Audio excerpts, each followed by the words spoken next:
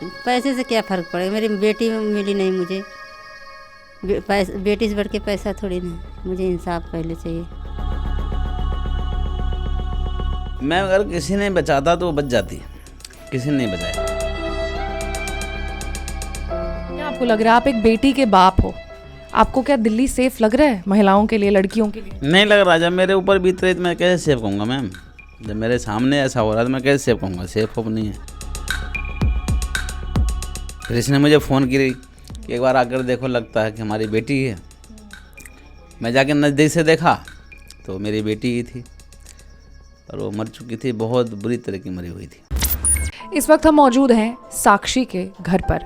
साक्षी का जो घर है वो उस एरिया से लगभग 500 मीटर की दूरी पर है जहाँ पर वो वारदात हुई थी। और साक्षी का एक छोटा सा परिवार है, उसके मम्मी पापा यहाँ पर रहते हैं साथ में। इस वक्त उसकी मम्मी जो है वो हमारे साथ मौजूद भी हैं। आंटी, आप कैसे हो? ठीक है। आपको साक्षी के बारे में पता कब चला कि कुछ ऐसा हुआ है? रात के 9 बजे के बाद हुआ, पता चला। फिर आप जानते थे लड़के को? नहीं जी।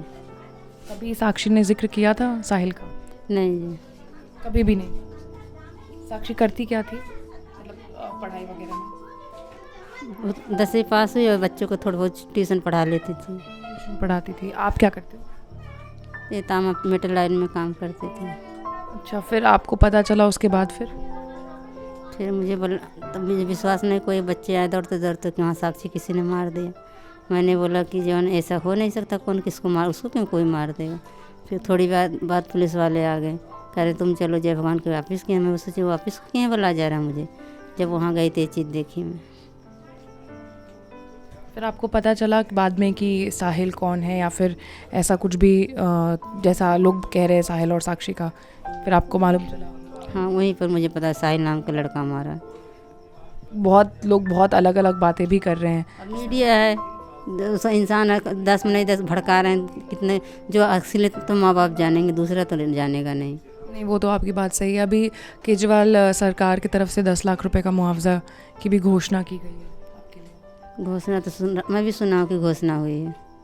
कुछ फ़र्क पड़ेगा इस पैसों से? पैसे से क्या फ़र्क पड़ेगा, मेरी बेटी मिली नहीं मुझे। बेटी से बढ़ के पैसा थोड़ी ना, मुझे इंसाफ पहले चाहिए। क्या चाहती हैं आपकी क्या हो? उसे फांसी होना चाहिए।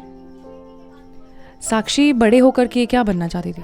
वकील बनना चाहते थे। वकील बनना चाहती थी। कहाँ उस रात वो जा रही थी, आपको बता करके निकली थी घर से?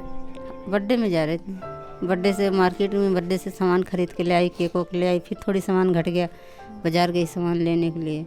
उसके बाद जो है ना, एक लड़की से बोले तुम घर चलो, मैं अभी ज़रा सा फ्रेश होके आ रहा हूँ, वहाँ टॉयलेट है। वहाँ वही उसी गली में टॉयलेट था, वहाँ गई, वहाँ ऐसा घटना घटी। उसके बाद फिर आपको पुलिस की तरफ से सब फ़ोन वगैरह आया?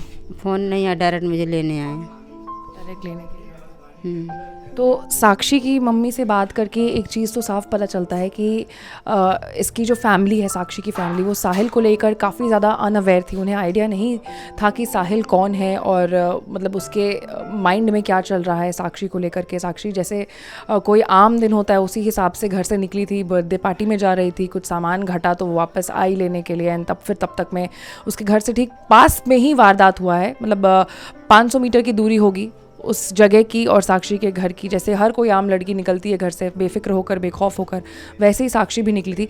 इस वक्त हम साक्षी के घर पर हैं और उसके पापा भी हमारे साथ यहाँ पर मौजूद है। एक बार उसके पापा से भी हम बातचीत करने की कोशिश करेंगे।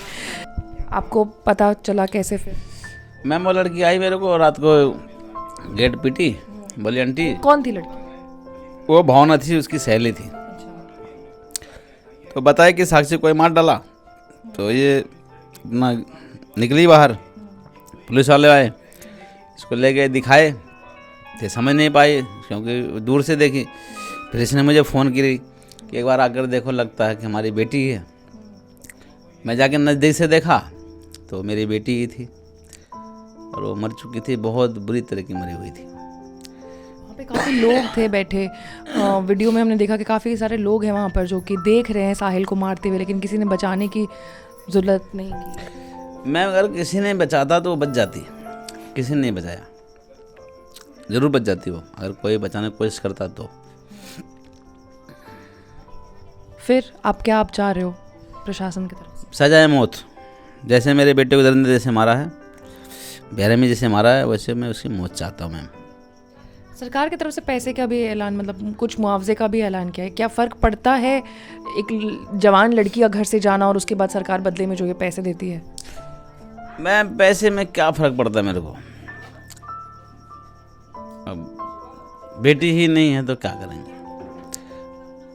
कहते हैं हमारे मोदी जी कहते हैं बेटी पढ़ाओ बेटी बढ़ाओ, और उनका कोई भी ऐसा नहीं है। आए थे हंसराज जी 1 लाख रुपए चेक दे गए हैं, बाकी उनका कोई आदमी नहीं आया।